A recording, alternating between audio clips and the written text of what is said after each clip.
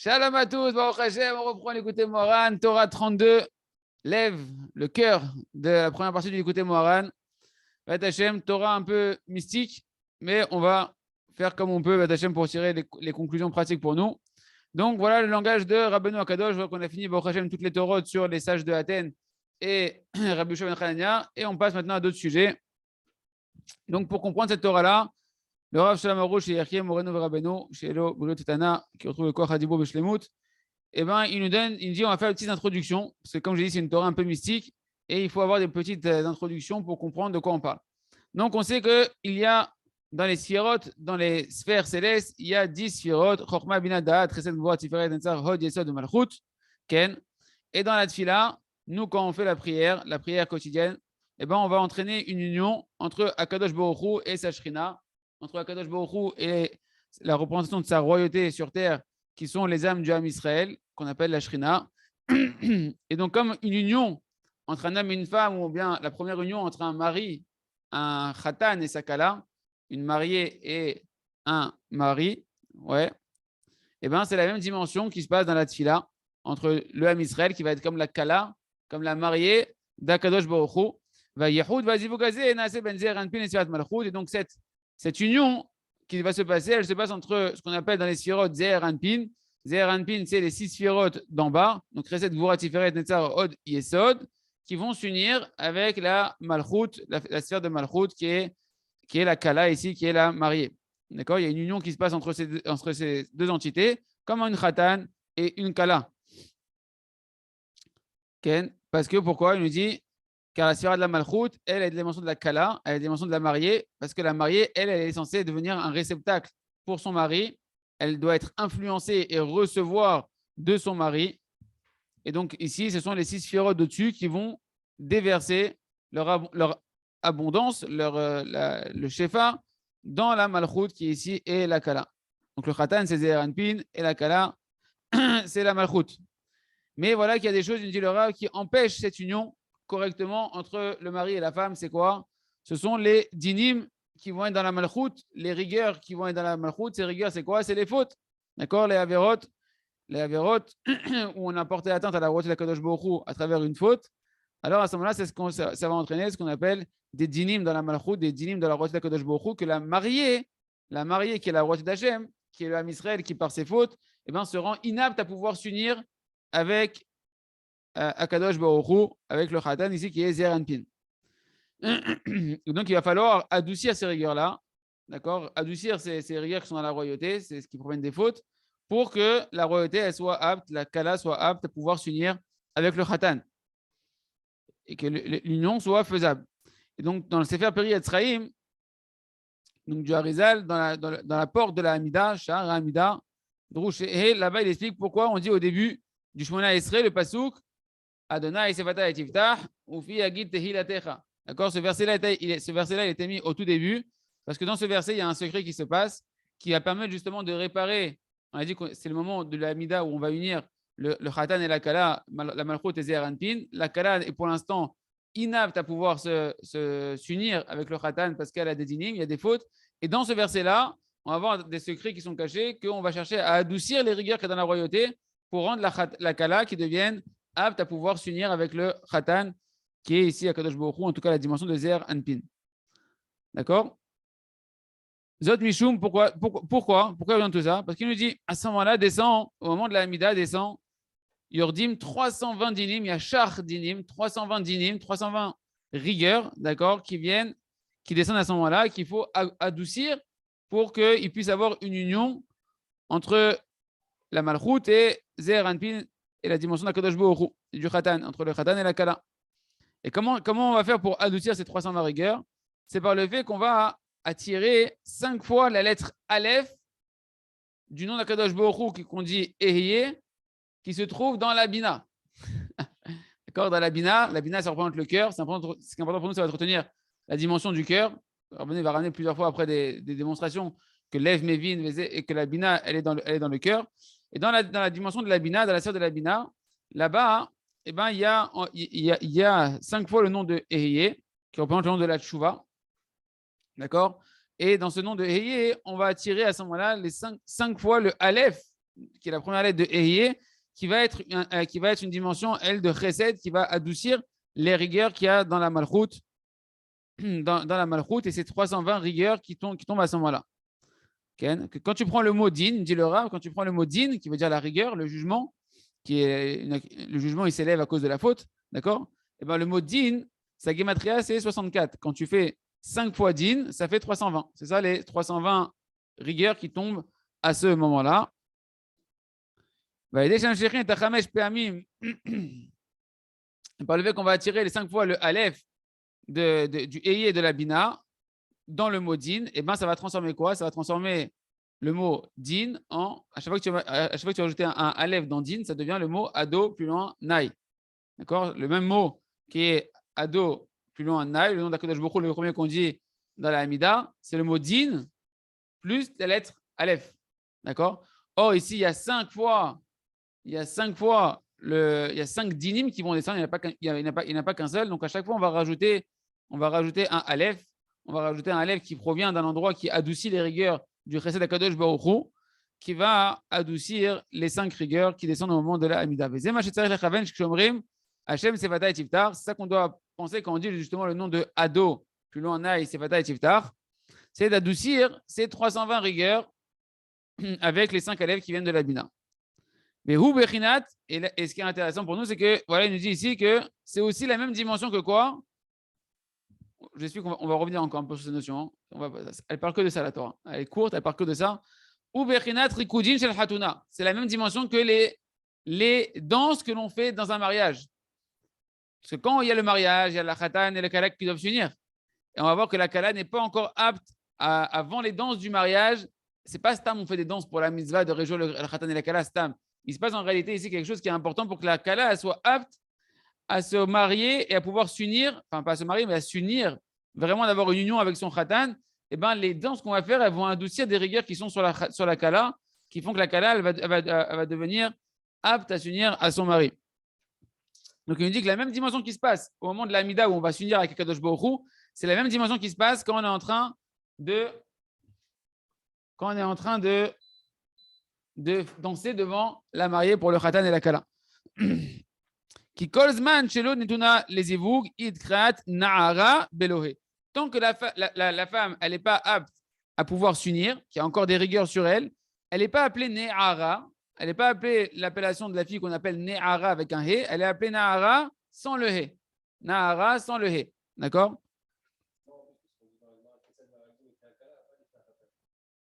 Comment on danse devant la Kala? C'est marqué devant la Kala et pas devant le Khatan. Et on voit qu'il y a toujours une mitzvah, même que le Khatan il vient, qui danse devant la Kala elle s'assoit sur une chaise et tout le monde danse autour d'elle, etc. Et on voit que c'est pour effectivement la Kala. Il y a une dimension de réjouir la Kala et on va comprendre que en fait, la joie, elle provient du cœur. Le cœur, c'est la Bina. Et toute cette dimension d'adoucissement provient de la joie du cœur, entre guillemets, qui est la représentation de la Bina qui est en haut. On va voir dans les mots un peu tout ça.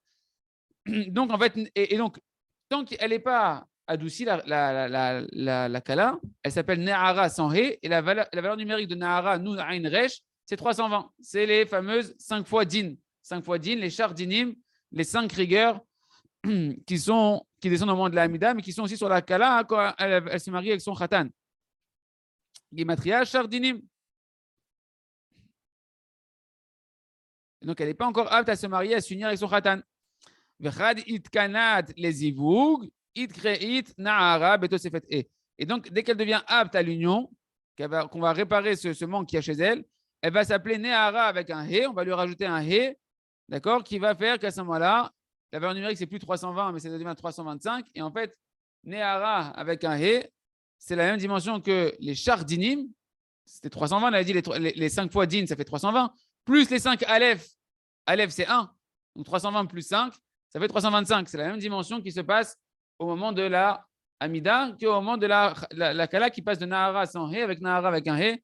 Nahara sans He, c'est dinim, c'est 5 fois le mot din. Et avec le He, tu as ajouté 5 fois le Aleph. Aleph, ça reprend vraiment le Chesed d'Hachem. Aleph, c'est la Emouna, c'est la miséricorde d'Hachem, c'est l'amour d'Hachem, c'est l'unité d'Akadosh Baruch Hu. On adoucit ces rigueurs-là. Dinim Aïdé Chamesh Alfin, Shel Ehye, Shebabina, donc les 5 Alek qui vont descendre du nom de Ehye, qui se trouvent dans la Bina.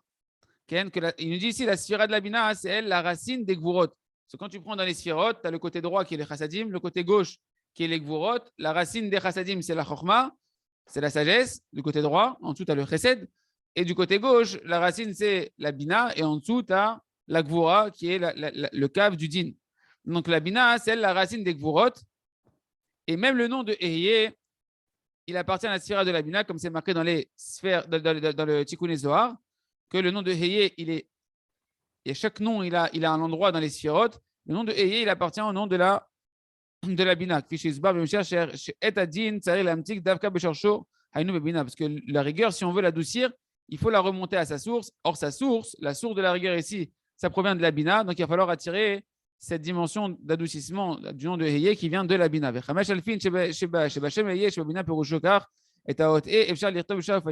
il dit en fait, quand on dit les dimensions des 5 Aleph qui est dans le nom de Ehyeh, qui sont dans la Bina, comment on les trouve en réalité? Il dit parce que la lettre He, on peut l'écrire de 3 manières. Quand tu veux remplir la lettre He, tu peux écrire He Yud, tu peux écrire He Aleph, ou tu peux écrire He He pour prononcer le He. Je ne sais pas comment tu vas mettre un Yud après. Voilà. Donc il y a 3 milouilles. Il y a 3 milouilles de la lettre He. Et la reine Tachem Ehyeh, Kodvin Bechol Shalosh Aïv Sharouyot. Donc le nom de Ehyeh, on va l'écrire des 3 possibilités en fonction de cette déclinaison de la lettre He. Comment je la remplis? Je pourrais remplir les lettres de Ehyeh de 3 manières différentes. D'accord? Le premier, ça va être le Aleph. Ça va être Aleph. Donc, dans Ehyeh, il y a le Aleph. Le Aleph, il ne bouge pas. Il n'y a pas de possibilité de bouger. Comment je remplis la lettre Aleph? C'est Aleph, la mettre P, Sophie, ça sera toujours pareil. Et après, par contre, le He, il va bouger. He Yud. Donc, ça va avec le Melouï avec le Yud. He Yud, Yud Vav Dalet et He Yud. Ça, c'est la première manière de remplir le nom de Ehyeh. Deuxième, encore une fois, je réécris Aleph pareil.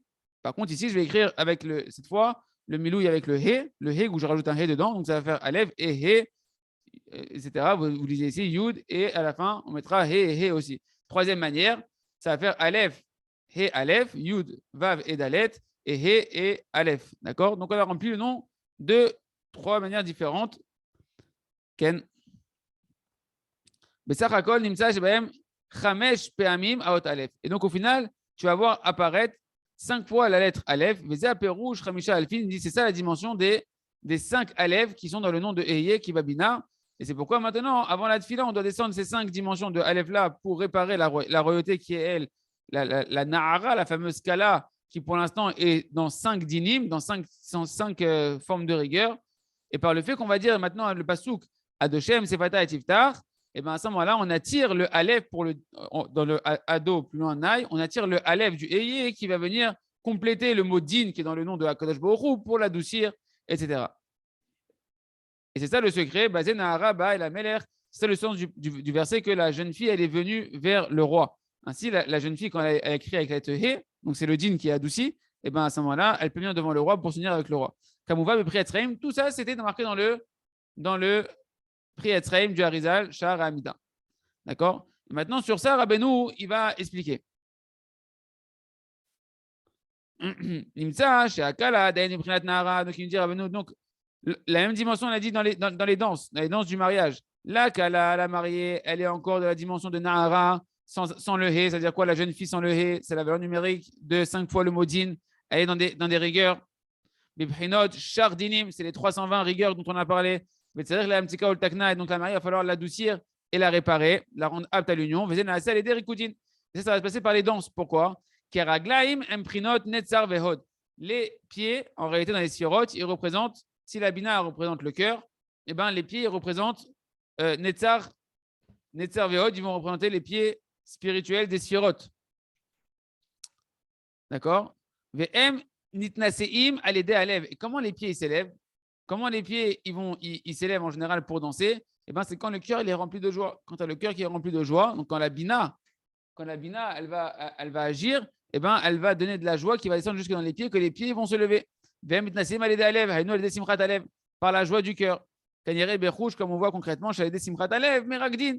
Concrètement, tu vois que quand tu as de la joie dans le cœur, eh ben, tu te mets à danser. Comme chez Katouf, Gabé, Essel, Yaakov, et Traglav.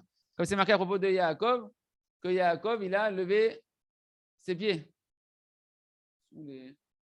Regarde dans ma poche, les trucs dans ma poche. Vaïssa Yaakov et Traglav, que Yaakov, il a lever ses pieds. Et Rashi, il dit, c'est quoi que Yaakov, il a levé ses pieds? Ken, c'est que Yaakov, il a eu une bonne nouvelle, il me dit Rashi, tellement qu'il était joyeux. Et bien, ses pieds, ils se sont mis à se lever, ils se sont mis à danser, il s'est mis à sautiller de joie. Comme on dit, je saute de joie. Pourquoi tes pieds, ils sautent? Parce que le cœur, quand il est rempli de joie et qu'il est rempli de lumière, et ben, ça élève les pieds. Quand la bina, elle irradie, et ben, elle va donner une impulsion au niveau des sphérotes de Netzach et Od de s'élever. Vélève ou Abina, et le cœur, d'où la joie, elle émane, c'est la bina. Ken, la bina qui elle-même est la racine de toutes les gvourot, de toutes les dinim, toutes les rigueurs. C'est la noire. Comme c'est marqué, bina liba. Comme c'est marqué dans le Zohar, que le cœur, c'est lui qui comprend. Et que le discernement, il se trouve dans c'est le cœur qui a la capacité de discerner les choses. Donc la bina, elle représente le cœur. Ou ba lève mevin. À travers la bina, le cœur, il comprend. Alken, sarir lechaven barikudim lehamshich alfin alev shebalev bina aleder raglen lekala. C'est pour ça que quand on va danser devant la kala, eh ben, il faut penser à attirer cet adoucissement des rigueurs, ce qui provient des 5 alèves de la bina, d'accord, dans la joie que l'on va mettre dans la simcha. En réalité, on est en train d'attirer ces 5 alèves et qui vont venir adoucir la bina à l'aider à raglain leakala, par le fait qu'on va nous lever les pieds maintenant par la joie, on va lever nos pieds. Et ben, en ça, on est en train d'amener des chassadim qui vont adoucir la rigueur, des bontés qui vont adoucir la rigueur qu'il y a chez la kala. Puisque la kala est dans une dimension qui représente les 5 formes de dinim, les 5 dinim qui sont là, puisqu'elle s'appelle Nahara, sans He, à ce moment-là, c'est 5 fois le bodin. Gematria Char, c'est la Gematria de 320. Gematria Nahara, c'est la valeur numérique de cette jeune fille qui est encore inapte à s'unir parce qu'elle est encore dans des rigueurs qui sont sur elle. Donc Rabbi nous dit, Nimtsa, il se trouve donc va l'aider Oralev, chez Nimshachlan, à cette Nahara. Et lorsque quand maintenant on va faire de la simcha et qu'on va éveiller notre cœur à être joyeux et que donc on va aussi remplir le cœur de la kala, on va remplir son cœur de joie et que par nos danses, eh ben, on va lui donner de la lumière dans son cœur à la kala. D'accord? C'est la kala qui reprend ici les dinim. Quand son cœur à elle, il va s'éveiller parce qu'il nous voit danser devant elle et qu'il nous voit en train de lui mettre de la simcha. Donc on est en train de réveiller la bina, les 5 alèves qui sont dans la bina, qui sont son cœur, qui est représenté par son cœur à elle. Et à ce moment-là, ça va l'adoucir, la joie qu'elle va ressentir dans son cœur, la kala, à ce moment-là, ça va adoucir la rigueur qu'elle a sur elle à ce moment-là.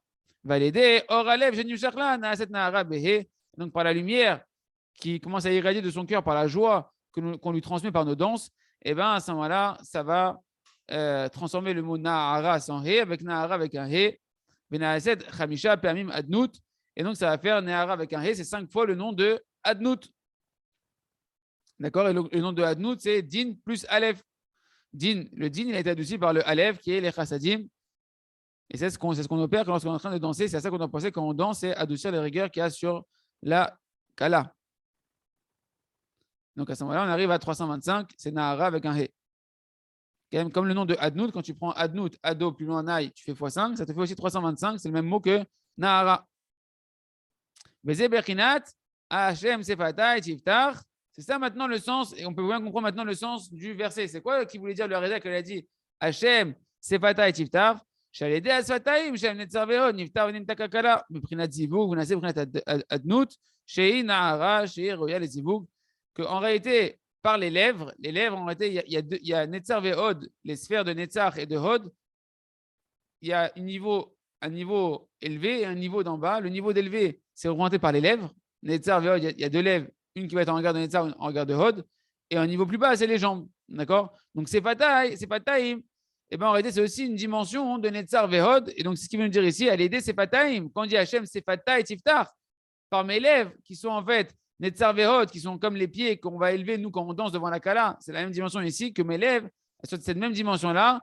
Tiftar, que ça puisse ouvrir quoi? Que ça puisse ouvrir dans le sens, que ça puisse adoucir la Kala, qui est la Knesset Israël, qui est la royauté, qui est la Shrina, qui doit maintenant s'unir avec Kadosh Baruch Hu, qu'on puisse l'adoucir et qu'elle puisse passer du din à Ado, plus loin, Naï, qu'on va mettre le Aleph dans le din, qu'on va pouvoir l'adoucir pour qu'elle puisse s'unir, pour que nous, quand on va faire la tefila, on puisse s'unir véritablement à Kadosh Baruch Hu. Et donc à ce moment-là, ça devient Ado plus loin Naï, Aleph et Din, qui a la même dimension que cette Nehara à qui on a rajouté un He et qui devient apte à l'union. וזה דאיתה במדרש, כשנסע יעקב את לאה בשעה שהיו מרקדין, היו מזמרין, היי לי, היי לי, לי, לי, לי, היי לי, לי.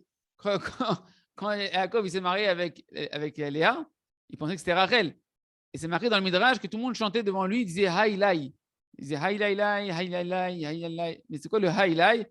En fait, il les remords de Yaakov, Ha Léa. Haï Lai, c'était en fait des allusions pour lui dire c'est Léa, tu es en train de te faire rouler par la vanne. C'est pas Rachel, c'est Léa. Ben, il y en a qui étaient au courant et lui, il ne savait pas. Rabbeinu Mever, il nous explique c'est quoi ce Midrash-là? Parce qu'en réalité, Léa, c'est le monde qui est voilé, le monde qui est caché. Il y a un monde qui est voilé, un monde qui est dévoilé.